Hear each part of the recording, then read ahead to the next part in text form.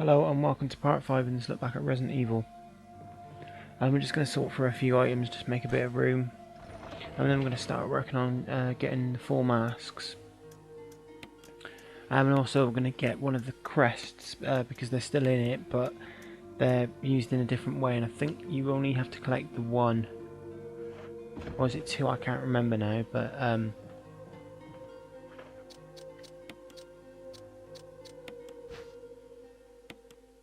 I will find out as the game much later on in the game.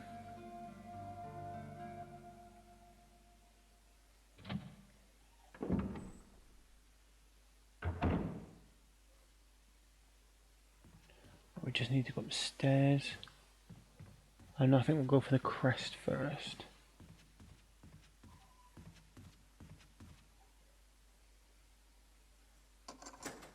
And that's the first time we use the armor key. I like to tend to open every door, so like then I don't ever need it again. Well, is actually another door behind there, but I don't think there's anything of importance in there.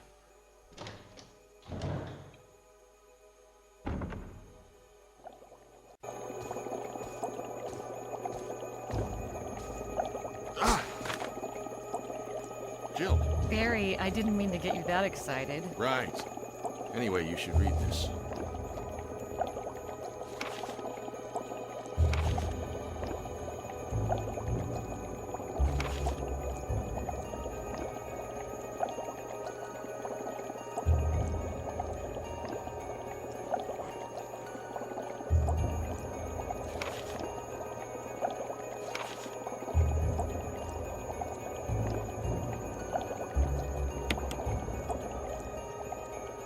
What do you make of it? Well, I guess we were right about this mansion being quite unnatural. You have a way with understatements. Where's the part that's torn off? Well, my only guess is that it was the most important part and somebody didn't want anyone to see it. Let's continue our investigation.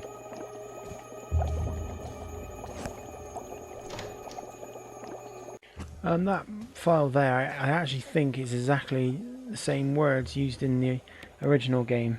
I don't think there's anything different, because I seem to remember that name Martin Crackhorn for some reason as well. I actually forgot Barry does appear in that room. I think it can be random when he does appear. I remember in the original game, he didn't always appear in this room, so whether or not it's in in this version of it, I'm not sure. And what we need to do here now is put the law sample back with the laws and put the bit in the insect sample where the law, the bee law was. Well, it's a specimen, but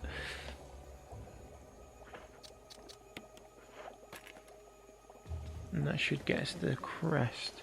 I think it's the wind crest.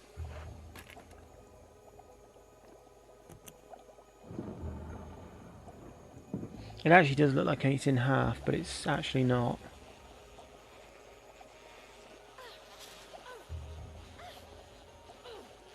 I love how we just picked that bee up and it didn't come to life. They don't actually poison you like they can in some Resident Evil games. I think Outbreak's a bugger for that. But luckily for us, they don't poison us in this one. Right, that's the first item we need. The next one is... I think I might... Do I go down and make some more room, or... I think I might carry on. I'll see. Actually, yeah, no, I think we better go and make some more room, just in case. It'd be annoying to like get all your item slots used up and you'd come back and yeah, it just would be really pointless. It'd be a waste of time, really. So, I might have said before, I think I said in the previous part, I could be wrong, I can't entirely remember, but those crests are used to unlock the Magnum a bit later on in the game. I seriously cannot remember if it's one or there's two. I know there's a few already in place, so I'll have to have a, well, we'll find out when I get to that part. You do get to go that way twice, so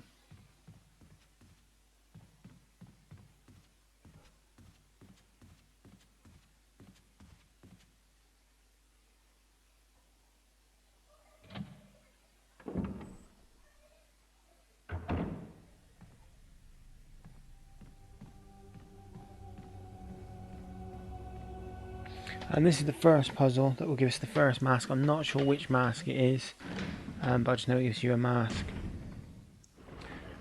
Basically, these statues will move.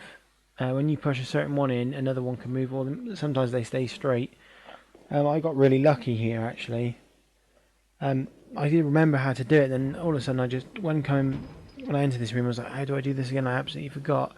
But last year I really got it down to and remembered how to do it. But I got really lucky here.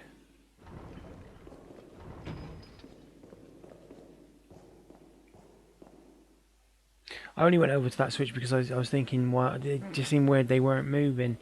But that's where we get our mask from.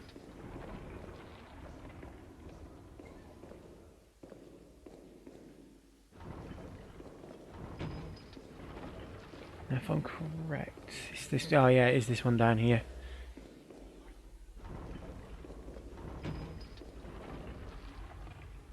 I always remember them two being connected.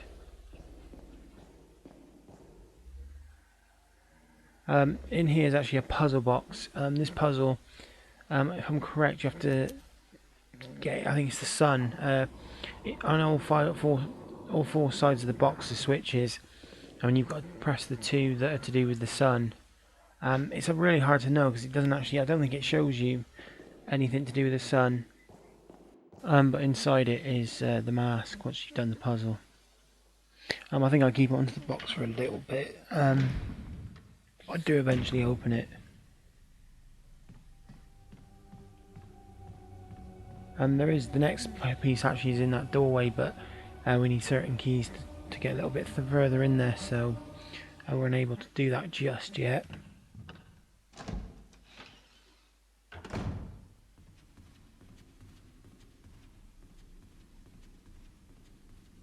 I think the other one I'm just trying to remember, is this the right? No, it's not that door, it's this one. We're going to head for the next, well, an available one. If you remember earlier in the game, we picked up a bag of, it said chemical on it. I think it's called herbicide, which we can use to kill off a plant to get the second. Well, it's not the second one. It depends what order you want to do them in, but it's the second one in my order.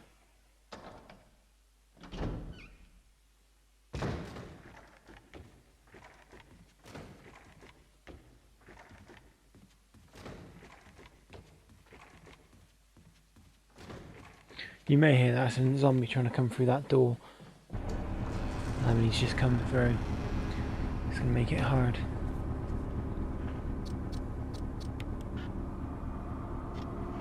You got to be so... It annoys me that. Because they know what you want to do and the enemy's like right there, so...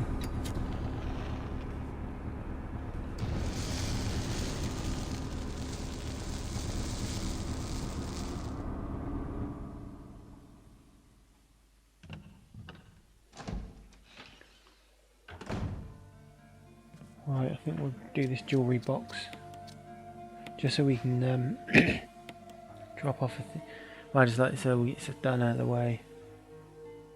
Oh yeah, you can see here's all the switches. I'm just gonna hit and hope, really. I'm just gonna hit the buttons and see what happens. And I started to light up the moon, so that's not the one we're looking for. But it might be the moon. I can't remember if it's the moon or the sun. I think it says something about the sun. You can examine it, it says something about the sun or the moon.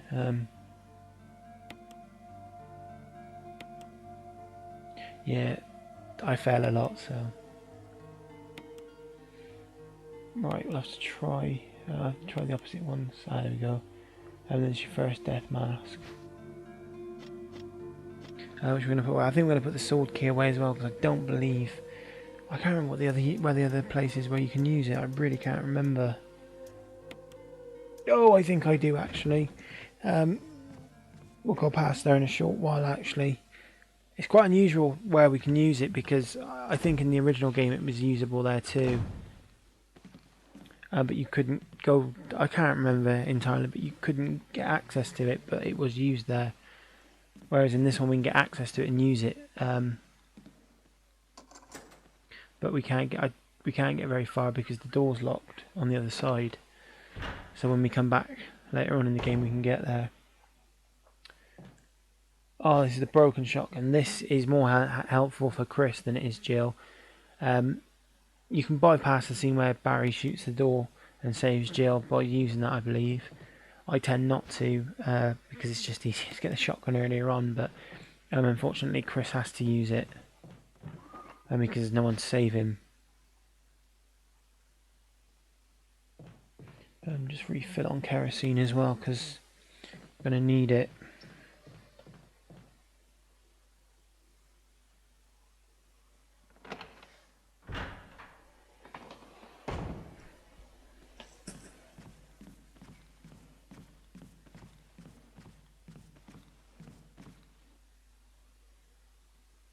I love how, because I think Resident Evil 0 and this remake were the last two proper zombie Resident Evils. Because after that it went to because Resident Evil 4 was 2004. And there was always like a stipulation, like in 0 you've got no item boxes, and in this one you have to use kerosene to dispose of zombies. So I think it's kind of good how they've done that, really. It'd be a wonder if they would have kept the zombie thing going before, what the stipulation would have been, or would they have gone down the action route they went down. I mean, quite frankly, I can see why they tried to get rid of the zombie thing, because I think at that point there was a lot of zombie games at the time, if I remember correctly. It's probably worse than now than it was then.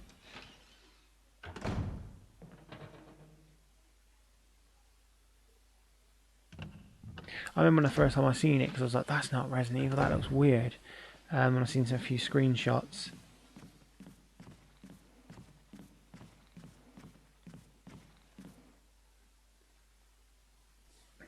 But the next Resident Evil I'm going to be doing is Code Veronica, then I will be doing for them 5. I am currently doing 5 as we speak, but if you've watched a lot of my videos, you'll know it's not on my channel at the moment. It's on my friend's channel, but it will eventually be on my channel. I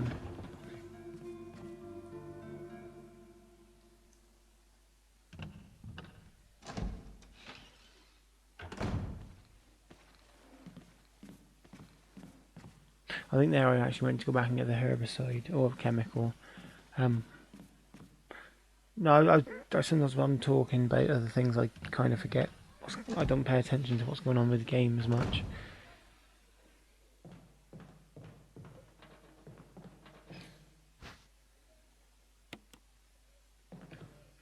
It's actually quite interesting if you could probably compare this to the original game. Obviously the graphics are going to be the big difference, but I think another one of the big differences is the lighting, because in Resident Evil 1 on the PlayStation 1 it was very bright for a horror game.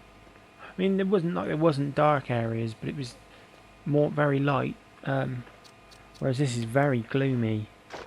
And as I've said, they've done an absolutely brilliant job on that, to be honest. I think this is why I think this is the perfect remake, because it took what was great about the first one and made it better, in my opinion. I mean, other people are going to have their opinions on it. People may not like it, and you know, that's fair enough. It's each to their own, really. But I think, if out of all the remakes, this is probably the best remake of a game possibly ever. Really. That now kills off the plant and gives us access to the second death mask.